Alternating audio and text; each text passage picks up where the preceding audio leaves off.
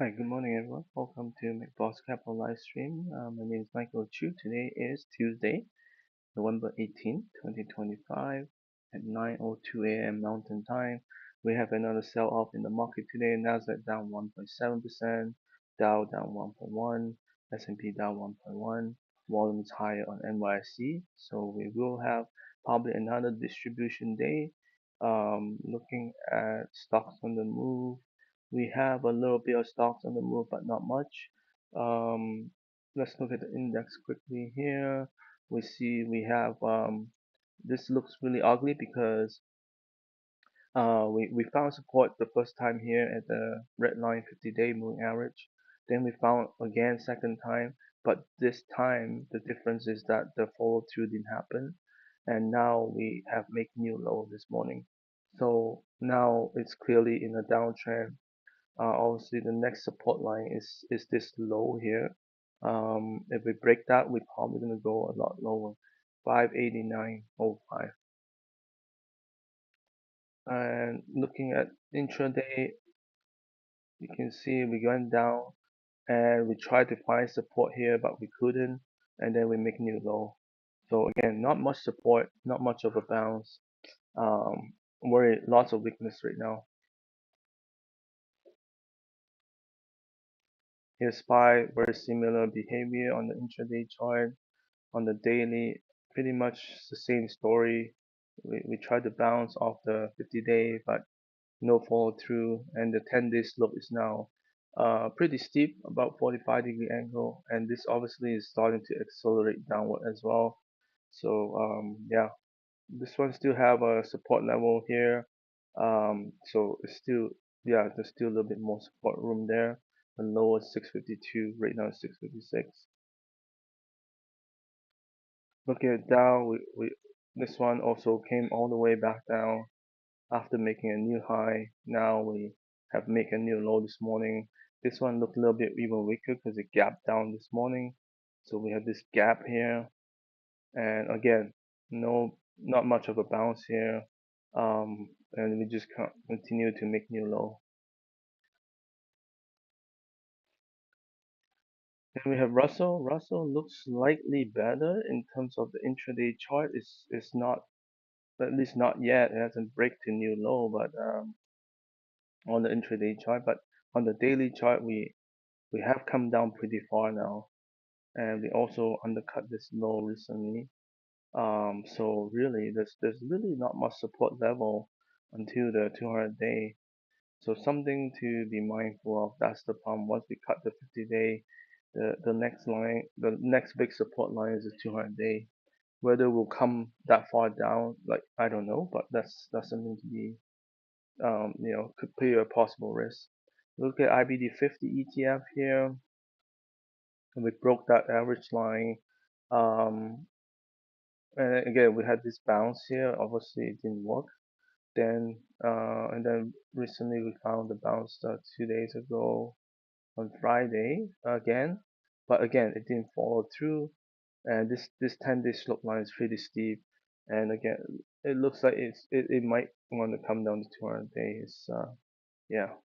So that's where the line of defense is. So I would be more patient and just wait it out and see, um, not only to see the index and growth stocks ETF here to see a bounce, but also to see like if stocks start to perform relatively better, meaning maybe the growth stock will start to bounce, but not the whole market will be bouncing, and that way it'll show some relative performance. But I don't know if that's going to happen, or are we just going to see a complete bounce in every area. That will be the best. That will signify a strong rally day, and again we want to see those fall through day once it rallies. Here's our S&P 500 equal weight also making new lows. So again, the breadth is just really weak now. I mean, before there were leaders, 20-30% of growth stocks still moving, but now, like, I mean, the breadth has gone down significantly. Yesterday when I look at, let me show you the market trend here. We're down to 17% now on the current list of growth stocks. in uptrend still. So really low basket of stocks that are still in has some is still above their short-term moving average. Most of them are now below it, and also again more importantly they're forming a downtrend line, and that's really bad. QQEW, I don't think it's much more different. Yep, this one looks even worse because it's just coming straight down right now. Again, 200-day line. So I'll be watching for those 200-day line support if it fall that far. In terms of stocks, look at Nvidia. Just move my markers for a second. There's no doubt Nvidia has been really choppy, and now we're trading at the low range again. You can see the support line down here. If we break that, which coincide with earnings tomorrow, it'll be very challenging. And Palantir, very similar. So this one already kind of broke the lows here. So we'll see what happens. Let's look at other big caps, AMD. Okay, this one's again possibly making new low, but not quite yet. So still okay, but it's below 10-day. Um, yes, and this one's making new low.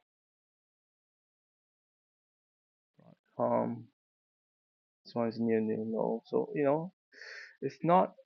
eh, So a lot of stock hasn't broken wide open yet. When I say that, I mean it just undercut, all the support level, and just come straight down. We haven't seen that yet, and that could be the flush out that we might want to see in order for this market to bottom. So we undercut like all these levels here, then pretty much anyone who bought within that range, they're under the water, and there might be a lot of panic selling.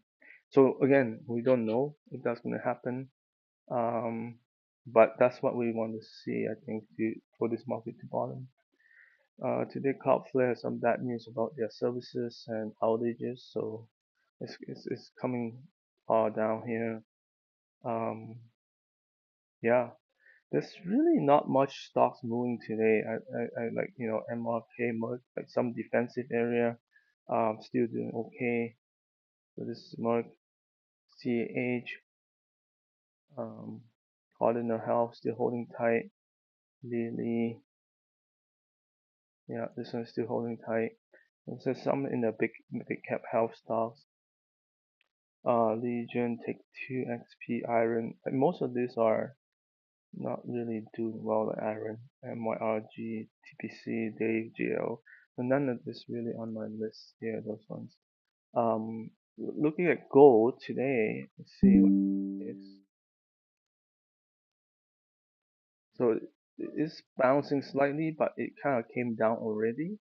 So that's not a good sign. Again, we're not seeing any bounce here so far, and we gap out a little bit, but and then it came back down.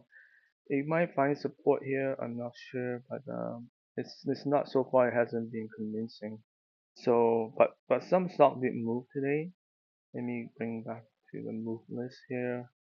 Um, AGI, Barrick. Yeah, those are a couple that I saw move.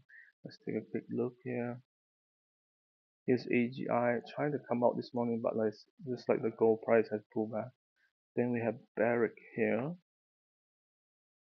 Barrick is still holding up high near the highs here, so this one is worth watching because